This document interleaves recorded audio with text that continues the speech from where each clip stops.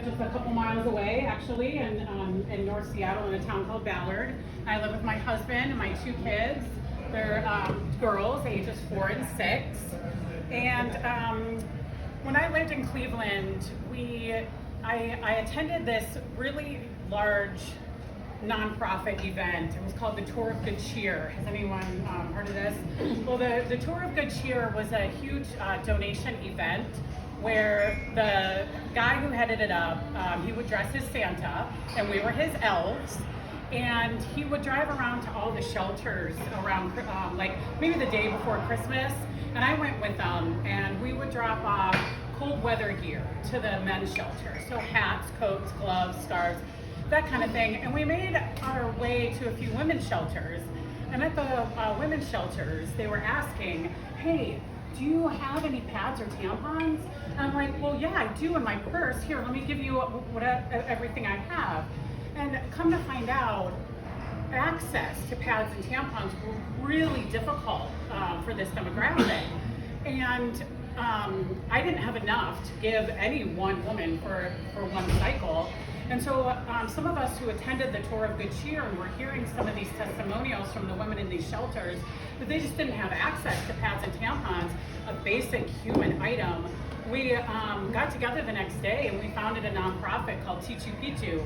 And T2P2 stands for Towers of Tampons and Pyramids of Pads. So it's quirky, it's fun, and we love it. And when I moved to Seattle, I still saw, so this was in Cleveland, launched in Cleveland, but then I moved to Seattle and I was still seeing women struggling to afford this basic item. So I started the Seattle chapter, Seattle T2P2. And let me see, what am I forgetting? Oh, okay, so here's where I wanted to give you a stat.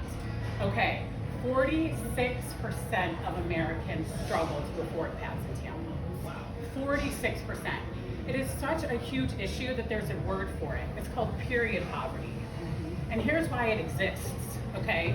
Tampons and pads are so expensive. It's $7.99 for a box of 30. You cannot get them on any government assistance programs like food stamps or WIC.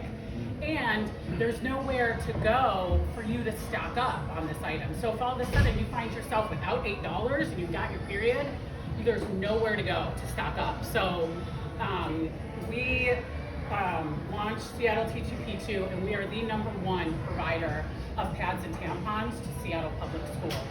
And we do this 100% out of my garage, because I believe that to create a more equitable society, we must make menstrual products easily and accessible to everybody. And so 2017 was the first year we did this, and maybe in Seattle, and maybe in 2017 we got 10,000 pads and tampons donated, which was great.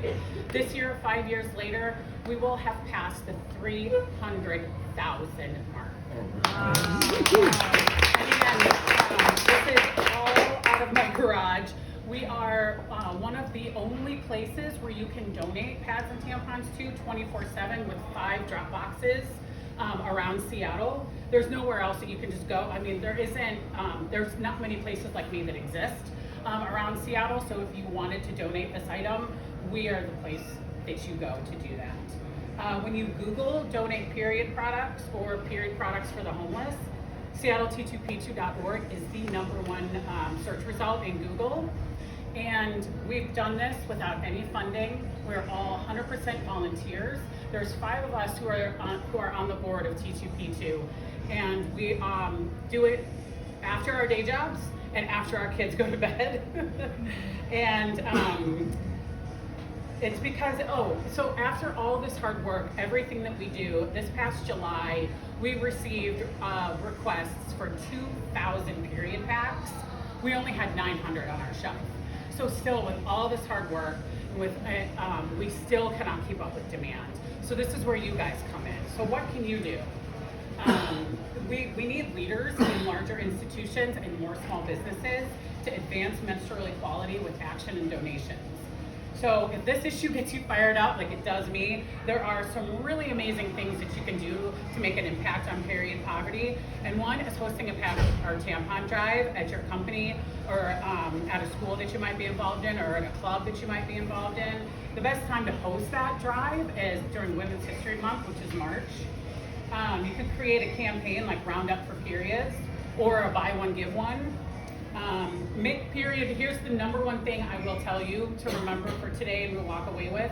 Make pads and tampons available for free in your restrooms at your businesses. That's the first thing you can do. And make them available in both bathrooms.